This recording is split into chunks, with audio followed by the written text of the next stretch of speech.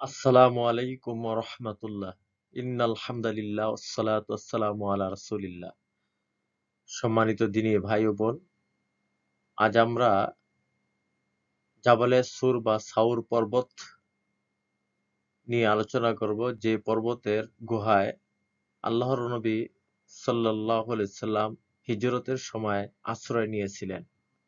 মহানবী হযরত মুহাম্মদ সাল্লাল্লাহু আলাইহি ওয়াসাল্লাম যেসব জায়গায় অবস্থান করেছেন বা যেসব পথ দিয়ে চলাফেরা করেছেন তার সবই মুসলমানদের কাছে খুবই আবেগ ও শ্রদ্ধার।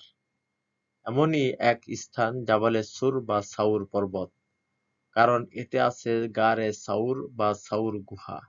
এটি একটি পাহাড়। সাউর পর্বতটি মক্কা থেকে কিছুটা দূরে মিসফালা জেলার দক্ষিণে অবস্থিত। এর উচ্চতা ৭৫০ মিটারের বেশি। মসজিদুল হারাম থেকে প্রায় ১০ কিলোমিটার দক্ষিণে সাউর পর্বত বা গারে সাউর।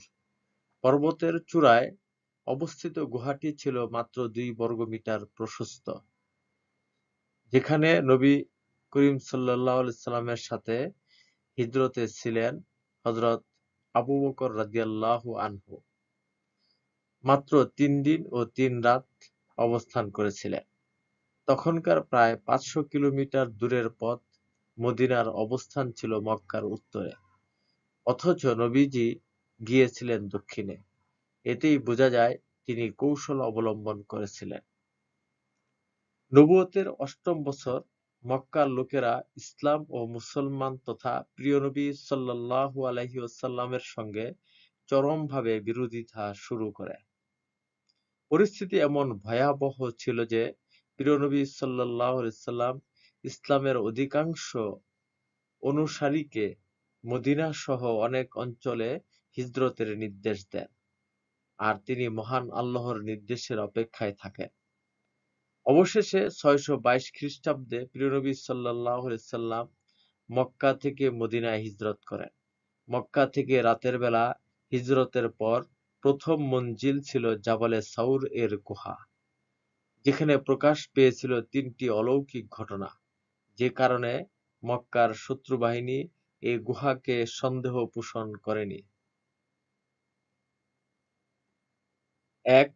কুরাইশদের হত্যার পরিকল্পনায় আল্লাহর সাহায্য। হিজরতের আগে মক্কার ইসলাম বিদ্বেষীরা দারুন নাদওয়া বৈঠকে প্রিয় নবী সাল্লাল্লাহু আলাইহি সাল্লামকে চিরতরে হত্যার পরিকল্পনা করে। তিনি যখন রাতে নিজ বিছানায় বিশ্রাম নিচ্ছিলেন, আল্লাহ তখন তাকে হিজরতের নির্দেশ দেন। হযরত আলী রাদিয়াল্লাহু আনহুকে তার বিছানায় রেখে প্রিয় সঙ্গী হযরত আবু বকর রাদিয়াল্লাহু আনহুকে সঙ্গে নিয়ে মদিনার উদ্দেশ্যে রওনা হন। আল্লাহ তাআলা সশস্ত্র কুরাইশ বাহিনীর সামনে দিয়ে সঙ্গী আবু বকরকে নিয়ে নিরাপদে মক্কার ৪ মাইল উত্তরে সাউর পাহাড়ের একটি গুহায় আশ্রয় নেন।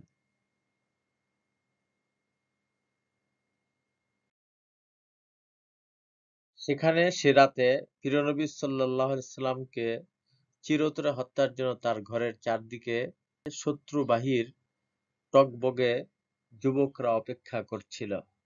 অথচ তাদের চোখের সামনে দিয়ে প্রিয়নবী সাল্লাল্লাহু আলাইহি সাল্লাম নিজ ঘর থেকে বেরিয়ে চলে গেলেন। তারা টেরই পায়নি। সুবহানাল্লাহ। সকাল হয়ে গেলে প্রিয়নবী সাল্লাল্লাহু আলাইহি সাল্লামের ঘরে ঢুকে বিছানায় গিয়ে দেখতে পান যে হযরত আলী রাদিয়াল্লাহু আনহু শুয়ে আছেন। তার হিজরতের বিষয়টি শুনতে পেয়ে কুরাইশ বাহিনীর টগবগে যুবকরা তাদের পিছু নেয়। কুরাইশ বাহিনী পিছু নেবে এটি বুঝতে পেরেই প্রিয়নবী সাল্লাল্লাহু আলাইহি সাল্লাম সঙ্গী আবু বকর সহ সাউর পর্বতের গুহায় ৩ দিন অবস্থান গ্রহণের সিদ্ধান্ত নেন। হিজরতের সময় সাউর পর্বতের গুহায় অবস্থান আল্লাহ তাআলার পক্ষ থেকে এটি ছিল প্রথম সাহায্য ও অলৌকিক ঘটনা। রাসূলুল্লাহ সাল্লাল্লাহু আলাইহি সাল্লাম ও তার সঙ্গী আবু বকর রাদিয়াল্লাহু আনহু ভোর হওয়ার আগেই সাউর পর্বতের গুহায় আশ্রয় নেন। প্রিয় নবী সাল্লাল্লাহু আলাইহি সাল্লাম গুহায় প্রবেশের আগে হযরত আবু বকর রাদিয়াল্লাহু আনহু গুহাটি পরিষ্কার করেন। গুহার মধ্যে তিনি সাপের খোলস ও অস্তিত্ব দেখতে পান। এদিকে রাসূলুল্লাহ সাল্লাল্লাহু আলাইহি ওয়াসাল্লাম ছিলেন ক্লান্ত। হযরত আবু বকর রাদিয়াল্লাহু আনহু উরুর উপর মাথা রেখে ঘুমিয়ে পড়েন। হযরত আবু বকর রাদিয়াল্লাহু আনহু গুহার ভেতরে অসংখ্য ছোট ছোট ছিদ্র নিজ গায়ের চাদর বা কাপড় দিয়ে মুখগুলো বন্ধ করে দেন, যেন বিষাক্ত কোনো প্রাণী আক্রমণ করতে না পারে। কিন্তু একটি ছিদ্র ঢাকতে পারেনি, তাই তিনি পা দিয়ে তা ঢেকে রাখেন। এদিকে পা দিয়ে ছিদ্র বন্ধ করে দেওয়ার ফলে সাপ গর্ত থেকে বের হতে পারছিল না। পরে সাপটি হযরত আবু বকর রাদিয়াল্লাহু আনহুর পায়ে কামড় বসিয়ে দেয়। এর বিষক্রিয়ায় হযরত আবু বকর রাদিয়াল্লাহু আনহুর চোখ থেকে পানি গড়িয়ে পড়ছিল, আর তা বিশ্বনবী সাল্লাল্লাহু আলাইহি ওয়াসাল্লামের মুখমণ্ডলে পড়তেই তিনি ঘুম থেকে জেগে ওঠেন। সাপে পায়ে কামড় বসিয়ে দিয়েছে জেনে রাসূলুল্লাহ সাল্লাল্লাহু আলাইহি ওয়াসাল্লাম কামড়ের জায়গা তার পবিত্র মুখের লালা লাগিয়ে দেন, আর তাতেই মুহূর্তের মধ্যেই হযরত আবু বকর রাদিয়াল্লাহু আনহুর পায়ের বিষক্রিয়া বন্ধ হয়ে যায়। অতঃপর এই গুহায় রাসূলুল্লাহ সাল্লাল্লাহু আলাইহি সাল্লাম ও আবু বকর রাদিয়াল্লাহু আনহু ৩ দিন ৩ রাত অবস্থান করেন। এটি ছিল সাউর পর্বতের গুহায় সংঘটিত দ্বিতীয় অলৌকিক ঘটনা। ৩. মাকড়সা ও কবুতরের মাধ্যমে আল্লাহর সাহায্য। এদিকে মক্কার শত্রু বাহিনী রাসূলুল্লাহ সাল্লাল্লাহু আলাইহি সাল্লাম ও আবু বকর রাদিয়াল্লাহু আনহুকে খুঁজতে খুঁজতে সাউর পাহাড়ের গুহার সন্নিকটে এসে উপস্থিত, যেখানে হযরত আবু বকর রাদিয়াল্লাহু আনহু গুহায় পরিষ্কার পরিচ্ছন্ন করেন আর এই গুহায় অবস্থান গ্রহণ করেন। আল্লাহ তাআলা এই সময় শত্রু বাহিনী থেকে তাদের রক্ষা করেন।